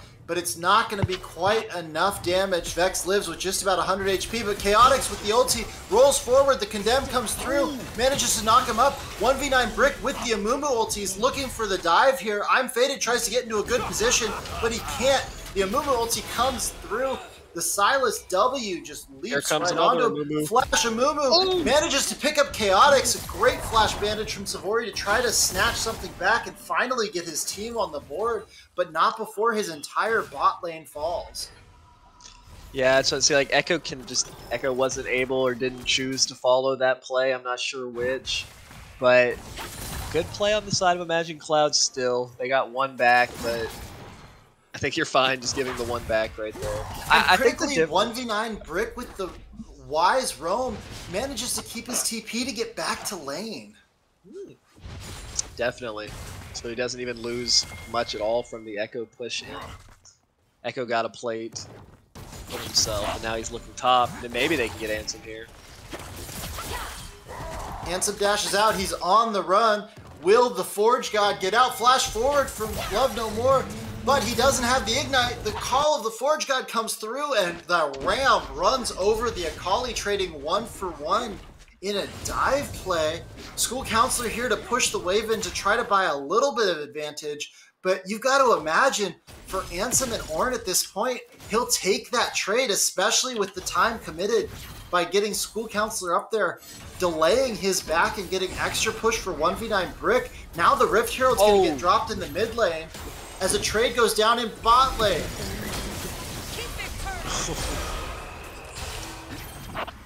Savory with another great gank down to the bot lane manages to pick up the first kill onto Perseverance. They're still looking. They manage to land the root, but Chaotix gets away. 1v9 Brick, however. They found a clean kill onto the Akali there. He had stolen the Akali ultimate, and they managed to pick the Akali off, but yeah, that was a nice bot lane pick onto the Blitzcrank. Blitzcrank barely failed his flash over the wall, so he wasn't able to get away. Good little fight back, but they won it mid. School Counselor looking. The Prowler's Claw. Oh, but not quite the knock-up as School Counselor manages to get away with just his life. But 4 plates, a kill in mid, and all that Cloud10 manages to get back is that 1 kill onto the support in bot lane. But Perseverance is on the hunt again. He's not willing to give this up. The Rocket Q lands, getting the slow. Root comes out from I'm Faded. The slow comes down. Perseverance taking a bunch of damage, but the rest of his team is here to back him up. As a 4v4 is starting down in this bot lane, the Echo W comes out. Imagine Cloud backing up, but a blitz grab lands on Vex Dragon. Chaotix condemns him into the wall, and the Soraka's gonna fall. Yeah, I think Vex just kind of just got hooked right there. Not much else you can do. If you get hooked with the Soraka at this point, you're going down. I am curious about Ansem's build, rushing the Winter's Approach. I'm curious why maybe he rushes that over sitting on the tier. My bet is that it stacks better, and it provides him the sustain that he needs a little bit better, because I'm gonna guess that his goal is just to sit in this lane as long as humanly possible and soak as much farm as he can without having to leave, and execute on the Blitzcrank in the bottom lane as Rek'Sai and Chaotix are diving the turret, but an aggressive couple of turret shots shut down the Rek'Sai.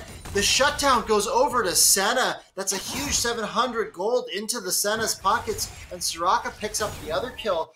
A couple of kills going over to Cloud10 in an uncommonly aggressive overstep by Imagine Cloud that's going to cost them their lives, a shutdown, and a dragon. Yeah, I think they're just paying the favor back since Cloud10 did the same for them last game. A couple of overstays to kind of give some hope, give some shutdowns back. They want to give us another close game. And the objective bounties spawn just in time for that dragon to be worth an objective bounty before despawning. So a little bit of free gold over to the side of Cloud10. Just 100 gold in everybody's pocket just for shits and giggles because Riot doesn't know how to make a game. Yeah, but I'm excited to see what they're going to try to do next. Echo's still working towards his first item. I think he'll have it here. He needs like 10 more gold. He'll have that really quickly in base. Now he his damage starts to come online a little bit more. He has fallen behind though to the point where I don't really see a 1v1 opportunity on him with Silas ever. Big jump forward by the Amumu. The Amumu ulti comes out, but Soul Reaver with a good Rek'Sai ulti dodges the Amumu ulti and executes Savory. Call of the Forge God comes through, but it's not needed. They're going forward onto I'm Faded, but that silence puddle that I was talking about comes out. The silence puddle from Soraka absolutely trolling the Rek'Sai, making him dive face first into his own demise. But the turrets still fall 1, 2, 3 in top, mid, and bot lane. Over to Imagine Cloud as they continue trying to suck all the gold off of this map that they can.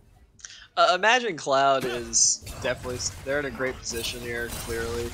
But you do got to be a little bit careful. I mean, if they're going to fight, you need to make sure you're going to be able to get to the Soraka. Because if you ignore the Soraka, these fights could be closer than you'd think just when looking at the gold lead. Problematically for Imagine Cloud right now is the fact that the Senna is actually the ADC in a gold lead after that failed dive.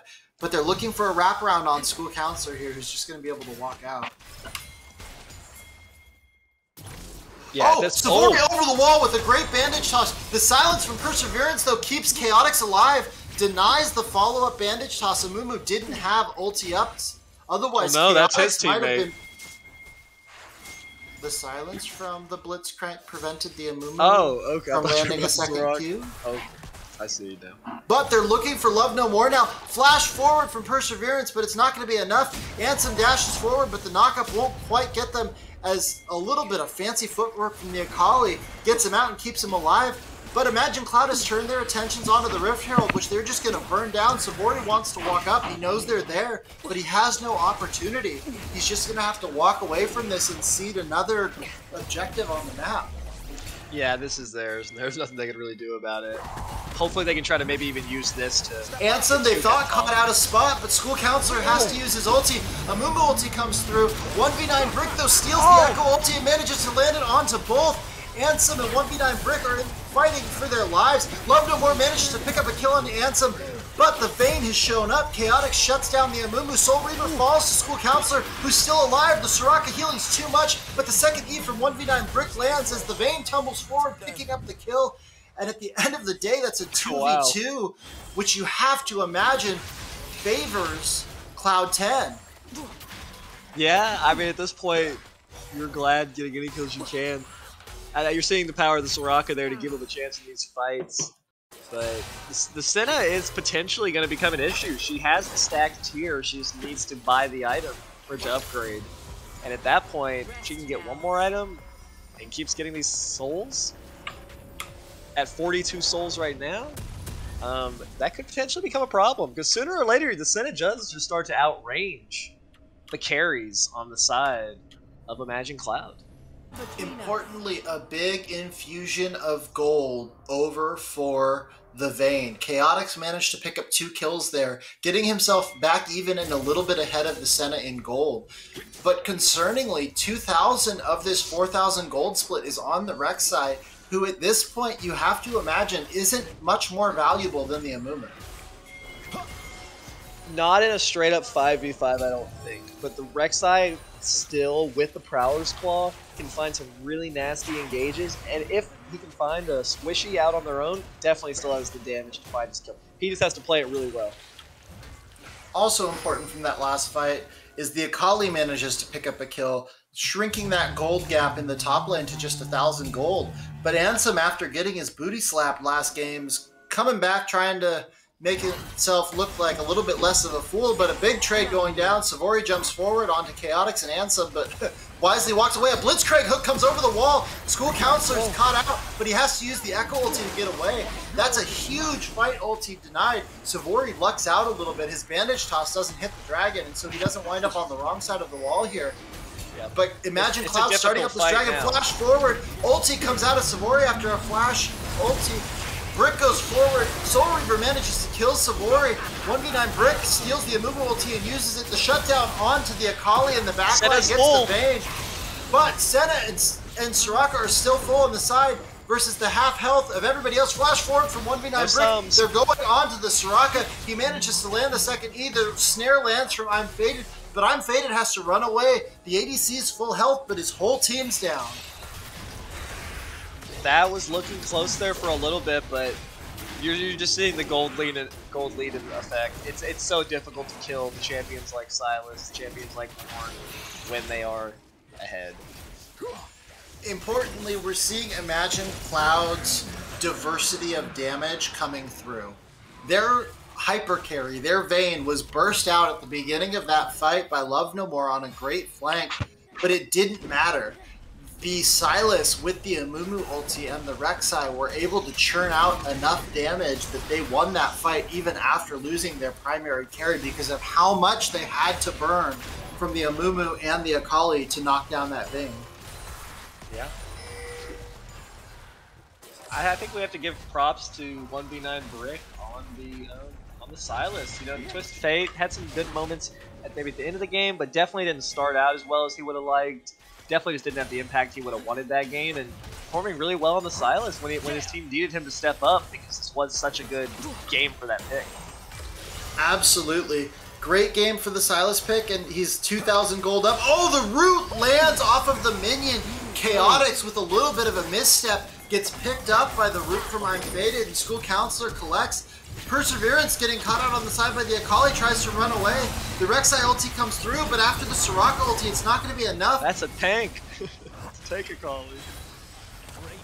Yo, the Oranhorn comes through, keeping everybody alive. 1v9 Brick getting a little bit aggressive, feeling a little cocky with the Echo ulti, as Ansem and 1v9 Brick look to try to make something happen on the side here. But a nice couple of picks coming through from Cloud10 trying to claw their way back into this. Yeah, I mean, if you take a look at the items right now, the only person on the side of Imagine Cloud with... Ooh, big hook onto School Counselor and a knockout from the Blitzcrank, but it's not going to be enough. The CC comes through, and the Silas is shut down. School Counselor managing to get himself back on the board, closing that gold gap by another 1,000 gold, as Cloud10 groups up and they're sieging down this turret. Yeah. And the objective bounty on top. Striking back, but as I was just saying, the only grievous wounds right now on side of Imagine Cloud is on the Vayne, and she got picked off instantly. So the chances to win the rest of that skirmish and fight just went down so dramatically. Now Silas did pick some up. Notably, Ansem, being his typical troll self and refusing to build for the team, is just building MR because he wants to be the untankable or unkillable raid boss tank in the top lane. Doesn't recognize that his team needs that Thornmail more than life itself. I think there's still... At this point, I feel like we have an Infernal Soul again. I mean, at this point, I think you're just playing for that. If they find a good team fight, I think it's still definitely favored for the side of Imagine Cloud. I mean, it's left the gold lead, but you need a good team fight. You cannot have your Vayne getting picked off. Silas, get another good ultimate. He's been playing pretty well. Find a good fight. The Blitzcrank hooks have been pretty good. But you cannot get picked off anymore against this comp, or you're just risking letting this game go too long for the Senna, and just Akali and Echo will find you if you're in the wrong spots. And as Cloud10 brings the game back under a 4,000 gold split, objective bounties fall off once again, and there's looking to be not a whole lot of action until the neutral objectives are on the... Oh, never mind. In bot lane, the Akali's caught out by a combination of 1v9 Brick and Soul Reaver, catching Love No More on a little bit of an over-aggressive push in the bot lane. Yeah, I mean, the Silas is just... And it's hard for the Akali to do anything, and the Rek'Sai is just so big as well right now. It's just... He's not as fed as he was last game, and there's just not enough damage there for him to... Last game, he would have made the 2v1. Importantly, 1v9 Brick building for the team has the Oblivion Orb on the Silas, despite the fact that it's not really an item Silas loves to build, but with his Everfrost and his Zhonya's, he's going for more of a utility Silas build, trying to bank on stealing those powerful ultis. Yeah, he's counting on his team to come through, and I mean, when you have the Vayne, he can trust Chaotix here to come in and give that extra damage, and he doesn't feel as bad about not going for maybe like the more selfish Silas build. but his team does need the Grievous. When you're Chaotix playing with a greedy step up to pick up that Vision Ward, but tumbles out of Savori's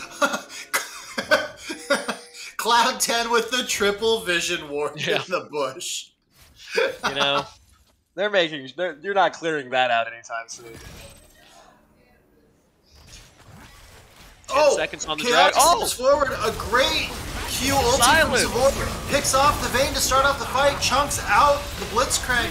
School Counselor has to jump back though, however, as they manage to knock down both the Blitzcrank and the Vayne. But I'm Fated knocks down Soul Reaver. Ansem's unkillable, but the rest of his team's dead. 1v9 Brick manages to heal with the Kingslayer and is running away for his life, but a great engage by Savori, landing the clutch bandage toss into Curse of the Sad Mummy to save his team and pull out a dragon. Yeah, that's 2 fights in a row. That's 2 times in a row now that Vayne has gotten picked off first. I think you just have to play a little bit further back there. I mean, that's like what a great find by Savori, but I mean that shouldn't be there. You know, that shouldn't be available at this point. You've got to get your tank. You've got to get the Ornn, who's currently just sitting under a tower getting beat on, to be the one to take those fights for you. He's got to be the one to walk up and clear those wards. If they engage onto him, they can't kill him. You can't afford that bandage toss into ulti onto the Vayne. You have to do everything you can to deny that moving forward. That's the only way you win this game. Their team is definitely counting on Vayne to step up. I mean, you have the Ornn. Rek'Sai does fall off. Silas, we've already talked about, is going for not as selfish of a build as he possibly could with the Grievous. But even then, he doesn't have enough damage on his own to carry this. They definitely need the Vayne. And notably, next team fights. Notably, after that last fight, despite the 3,000 gold difference, there's the Senna is the largest gold player in the game. Savori goes forward onto Chaotix. Once again, he flashes out, but the Q ulti from the Amumu seals Vayne's fate once again, seals the fate of the Blitzcrank, and that's another time the bot lane gets caught out by the Amumu with just a little bit of mispositioning from the entire team. I mean, at this point, if you're on his screen, Amumu's sending the bandage toss, Savori is finding the catches. Ansem and Soul Reaver here looking to deny the Baron, and Cloud 10 recognizing the fact that they're clawing their way back into this and realizing they overstepped a bit in the last game, doing what they can to try not to be over-aggressive here. But they dive under the turret, and the Rek'Sai goes in. They're bursting down School Counselor, but he heals just so much. Savori manages to root him. The damage from the Rek'Sai just isn't enough compared to the healing from the Soraka and the Senna. They managed to knock down the mid and the jungler, who previously were some of the most fed people in this game, courtesy of the endless amounts of healing from Senna and Soraka. The healing is online. Senna has 3 items. The gold after this Baron is going to swing, and it's definitely looking now almost like we might be looking at. Oh, the Ornn comes out, but the hook! A huge hook, and Root from Savori prevents Ansem from knocking it back into the team. Chaotix is caught out on the side fighting the Akali. Ansem manages to pick up a kill on the Soraka, but he does finally fall down. Chaotix on the wrong side of the map, running away from the entire team, manages to condemn the Akali, but School Counselor flies forward on the Echo, secures the kill, and for the first time in a long time, Cloud 10 has the lead. Yeah, and I'm not seeing, like, it's going to be difficult for them to find a way to get back in at this point. I mean, you're going to have, like, Blitzcrank found a nice hook on the Soraka there. If more teammates are up and at the fight, they could maybe have killed her faster. Savori going on to Soul Reaver, looking for a kill onto the Rek'Sai as his team takes the Baron, and the Q from Amumu just misses. Soul Reaver in a little bit of danger there, but manages to get out and take his red buff. But Baron buff goes over to Cloud 10, and they're ballooning this lead as fast as they manage to get it. Yeah, at this point I'm struggling to see, like, it's good because you really need the Vayne to go big, but Vayne is struggling so hard to to get damage or even to stay alive in these fights. And it's because, she has 3 characters, 2 of which are assassins, 1 of which is a Mumu, all just diving her immediately. They need to find something creative, either a really good team fight with like Ornn ultimate or a really good Silas stealing like the Amumu ult, or they need just a really good Blitzcrank.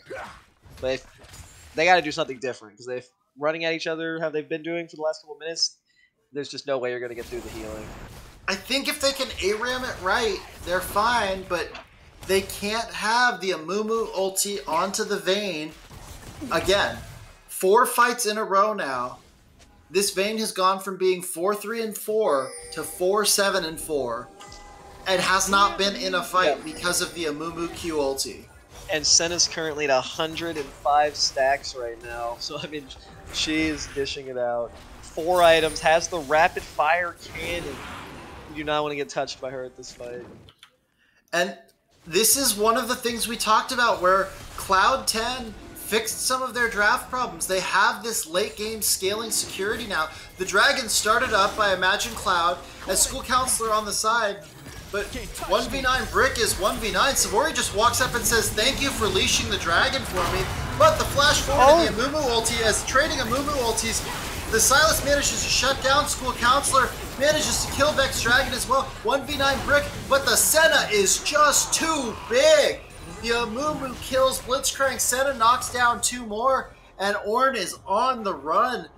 But after what looked like it was going to be a huge fight for Imagine Cloud, I'm Faded's just massive and manages to pick off the entirety of Imagine Cloud's team. And with the Baron here, they're just looking to push through to end. Yeah, I don't think Ansem is going to be able to hold. Not with the Baron buff. Well, no, maybe. Looks like they're not going to risk anything. Well, yeah, Death Timer's coming 5, so yeah. There'll be one more fight. They were managed to kill the Echo there. It was a nice Silas ult, or maybe we'll buy the Silas kind of at the same time to counter Savory's ult. But I mean, even though they got the Echo down, you still had a Kali, you still had a Mumu just getting onto Chaotix. Even with the Quicksilver Sash, he just couldn't stay alive there. I don't really see how he does at this point when they're all just going for him.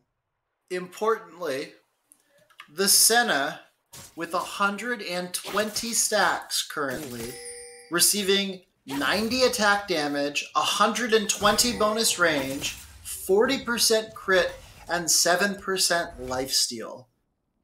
Yeah. That is like 3 items. No, I really don't like playing against Senna when she gets to this point. I don't think anyone does. But, oh, a hook! Oh, a good Blitzcrank hook onto Vex Dragon, blows up the Soraka to start the fight, but Savory's in the area. He does manage to get onto 1v9 Brick, but they knock him down. Oh, a big Horn drives off, and Soul Reaver in the backline manages to shut down the Senna. Imagine Cloud is not willing to go quietly into the dark. They are going to stand up. They are going to do everything they can. Kali has to dash out, and they're pushing forward. They do manage to knock it down. They're pushing through this mid lane, knowing that's where the supers are. Ansem's going to sit under this turret as they try to take it, but his team has other plans, trying to thin the wave instead. Stacks mean nothing if you get the Rek'Sai on you one-on-one. What a great hook by Perseverance. We were saying if they were going to find a way to win, it would have to be something creative, or it would just have to be like a really good hook. Picking off the Soraka is exactly what they needed. A Mumu by himself can die to the Vayne. There wasn't any follow-up from an Echo, there wasn't any follow-up from an Akali, and then Rek'Sai just faded out. The ultimate did a lot of damage there. And importantly, the bandage toss hit the Silas, not the Vayne. If the bandage toss hits the Vayne, we might have a different situation on our hands. But Amumu needs the full damage of bandage toss ulti EQ to be able to kill a Vayne at this point. Rek'Sai picks up a stopwatch, definitely predicting this next fight's going to be very important, which it will be. Wants to have some chance to make a play or maybe stay alive. And the gold dead even once again in this game. Bounties on both top laners, and the jungler and the mid lane from Imagine Cloud as this wild game keeps going back and forth, counterpunch for counterpunch. Yeah, I think at this point you just have to say if you're Cloud 10, just Vex, stand in the back. Do not get hooked as a Soraka. Because if he doesn't go down, I still think it's just I don't see really a way. But they found a hook, and if they can find another one, or if they can find a pick onto some critical member, they might be able to find another fight. Might be able to get an objective. Baron spawning in 20. And imagine Cloud with the first play towards Vision. However, notably, they missed a ward sitting in the pixel bush. And the Rek'Sai backing, Amumu goes forward, ulti lands on 3, but it doesn't land on the Vayne. Vayne kiting back, trying to get out, but it's not going to be enough. They manage to knock down the Shuriken hits from Akali. Akali dashes forward, Chaotic condemns her away. Rek'Sai, not with the team, manages to finally get there, but his entire team has fallen except for the Orange. And that is a clean 4 for 0 from Cloud 10, and minus some unbelievable heroics that don't exist in any world. Ansem has no way to hold his base here. Gonna try to cut the wave and stall for as much time as possible. He knows that Senna's the only one who can do damage to him, but they do manage to escort one super minion and a couple of melee minions through, and that should be enough for them. But Blitzcrank is back up. He's gonna try to heckle here. Ansem on the backside. The Blitzcrank runs forward, ulti, but they're ignoring them both. The tanks do nothing. The Senna's gonna blow them up, and that's gonna be a 2-0 in the favor of Cloud 10. It was rough this time. Yeah, but they found a way. I mean, that was definitely looking like it was well in control by Imagine Cloud, but I mean, like the Savori did not have anywhere near as good of an early game as he did on the Jarvan, but man, did he find some good engages in that mid game onto the Vayne multiple times to just swing the gold and just swing his team into the lead. But I think if you're giving an MVP, it probably has to go to I'm Faded. I mean, the Senna just got to the point of just that was your late game insurance, and he had scaled and he was doing damage, and he did a pretty good job not getting caught out.